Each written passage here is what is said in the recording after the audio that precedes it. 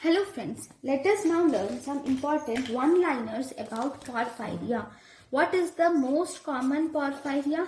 Porphyria cutanea tardum is the most common Porphyria. Most common acute Porphyria is acute intermittent Porphyria. Most common Porphyria which you see in children is erythropoietic Porphyria.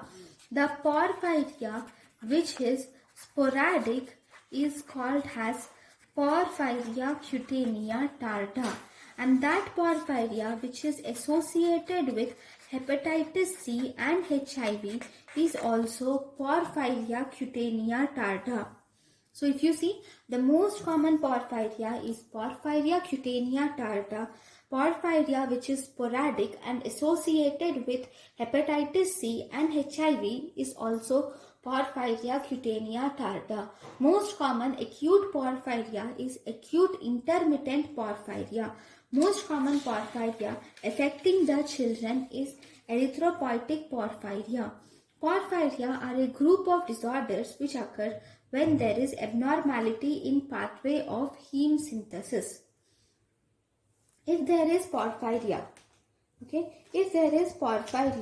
then first and foremost investigation that you do for porphyria is spot urine ALA synthase, ALA and that is delta amino levulinic acid and porphobilinogen.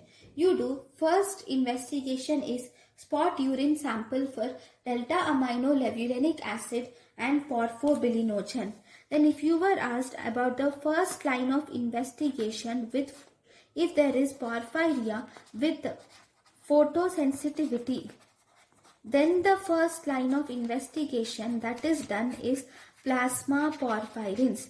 See, normally the first line of investigation that is done is spot urine sample for delta amino levulinic acid and porphobilinogen. First line of investigation with porphyria with photosensitivity, you do plasma porphyrins. And if you were asked what is the confirmatory test for all porphyrias is, you will have to do enzyme analysis, and mutational analysis is the confirmatory test for all porphyrias. Right? Now, there is one more one-liner which is asked frequently is what is the most of the porphyrias are inherited as autosomal dominant. Then, what are the porphyrias which are not autosomal dominant? That is, exceptions are, we have ALA dehydratase enzyme deficiency, congenital erythropoietic porphyria, X-linked porphyria. So, most are autosomal dominant type of inheritance except delta amino levulinic acid dehydratase enzyme deficiency, congenital erythropoietic porphyria and X-linked protoporphyria are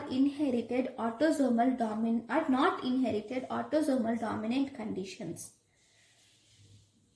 Then, if you see, you can divide the symptoms based on the mutations of genes. See, if you see that there is enzyme deficiency in heme synthesis, if it is early in the pathway, then there is increased accumulation of delta amino levulinic acid and porphobilinogen occur, and this results in neuropsychiatric symptoms.